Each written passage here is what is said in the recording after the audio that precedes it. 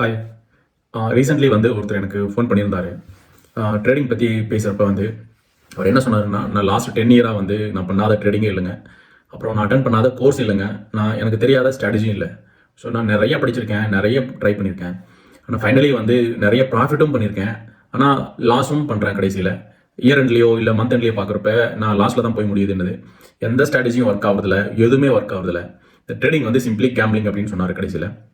So நான் அவர்கிட்ட கேட்டேன், இந்த 10 இயர் எக்ஸ்பீரியன்ஸில் நீங்கள் உங்களுடைய மிஸ்டேக்ஸ் ஏதாவது நீங்கள் சர்ச் பண்ணீங்களா அப்படின்னு கேட்டேன்.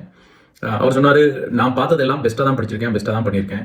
ஆனால் வந்து மிஸ்டேக்ஸுங்கிற மாதிரி ஒன்றும் இல்லை, ஆனால் ஃபைனலி லாஸ் ஆகுது அப்படின்னாரு. அப்புறம் நான் கேட்டேன், நீங்கள் லாஸ் ஆன ட்ரேட்ஸோட ரீசன் எப்போ சர்ச் பண்ணீங்களா அப்படின்னு. ஏன்னா ப்ராஃபிட் பண்ணியிருக்கீங்க அப்படின்னா ஏதாவது வந்து ஸ்ட்ராட்டஜி வச்சு நல்லா பண்ணியிருப்பீங்க. ஸோ அதோட லாஸும் சேர்ந்து பண்ணுறீங்க அப்படின்னா அந்த லாஸோட ரீசன் என்ன நீங்கள் பார்த்தீங்களா அப்படின்னு.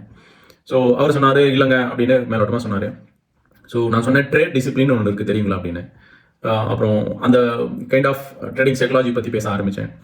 நம்மளுடைய தவறு, பண விஷயத்தில் நம்ம எப்படி தவறு பண்ணுறோம், அதை ஹேண்டில் பண்ணுறதுல நம்ம எப்படி ஒரு அக்ரெசிவாக இல்லை ஒரு பெரிய பேராசை எண்ணத்தில் வந்து அதிகம் காசு போட்டுடுறோம், எதையும் டெஸ்ட் பண்ணாமல், எதையும் வந்து கிளியராக அண்டர்ஸ்டாண்ட் பண்ணாமல். இதை பற்றிலாம் நீங்கள் சர்ச் பண்ணியிருக்கீங்களா அப்படின்னு. இல்லைங்க, நான் பாட்டுக்கு காசு போட்டு ட்ரேட் பண்ணுவேங்க அப்படின்னாரு.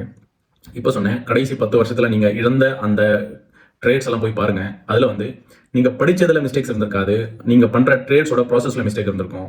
தவறுதலாக அதிகமாக காசு போட்டுருக்கலாம், மணி போட்டுருக்கலாம். இல்லைனா வந்து சிஸ்டமேட்டிக்லி உங்கள் செட்டப்புக்கு எகெயின்ஸ்டாக நீங்கள் போய் ட்ரேட் எடுத்துருக்கலாம். ஸ்டாப் லாஸே போடாமல் கூட ட்ரேட் எடுத்துருக்கலாம். கேரி ஃபார்வர்ட் பொசிஷன் வச்சிருக்கலாம். டிஃப்ரெண்ட் ரீசன் இருக்கும். அந்த ரீசன் எல்லாம் எழுதுங்க. அப்புறம் ஃபைனலி ஒரு கன்க்ளூஷன் கிடைக்கும். மார்க்கெட் தப்பு பண்ணிச்சா, இல்லை உங்கள் ஸ்ட்ராட்டஜி தப்பு பண்ணிச்சா, இல்லை நீங்கள் போட்டிருக்கிற கேபிட்டல் ராங்கா, என்ன மிஸ்டேக்ஸ்னு ஃபைனலி ஒரு கன்க்ளூஷன் கொண்டு வரலாம்.